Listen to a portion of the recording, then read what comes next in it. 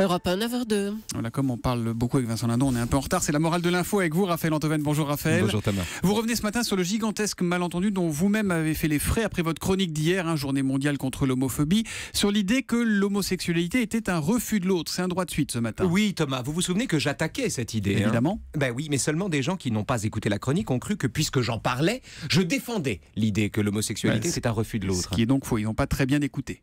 Non, mais parmi ces durs d'oreille, une personne m'a suggéré de parler aussi de l'hétérosexualité comme un refus de l'autre. Et alors c'était tellement hors sujet que je lui ai répondu en souriant que je suivrais sa suggestion le jour où il y aurait une journée contre l'hétérophobie.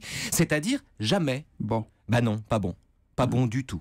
Que les choses soient claires, Thomas, à aucun moment je n'ai appelé à une journée contre l'hétérophobie, ce serait grotesque. C'est pas ça que j'ai dit. J'ai juste répondu par une boutade à une remarque déplacée. Mais tant pis.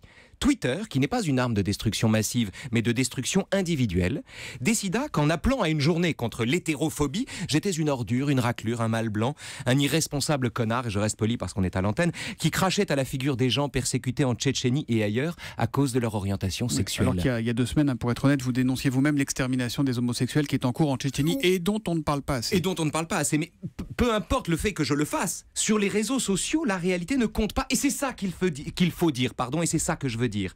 Exactement comme dans La Tâche, une autre mesure, le roman de Philippe Roth, vous savez, où un prof de littérature est accusé de racisme pour avoir traité de zombies 2 étudiants noirs qu'il n'a jamais vus et dont il ne connaît pas la couleur de la peau.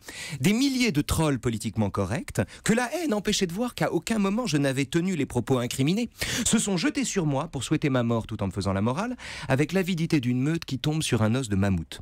Et ce qui est fascinant dans cette histoire, c'est la nullité de la cause. C'est l'impossibilité absolue de dire à la meute qu'elle s'est tout simplement trompée de proie. Autant convaincre un incendie qu'il s'est trompé de forêt. Et la morale de l'info ? La vérité n'a aucune prise sur le goût du sang. La vérité n'a aucune prise sur le goût du sang. La morale de l'info signée Raphaël Antoven qui reviendra demain un peu plus tôt, juste avant 9h. 8h55 en principe. Allez, à demain Raphaël. À demain.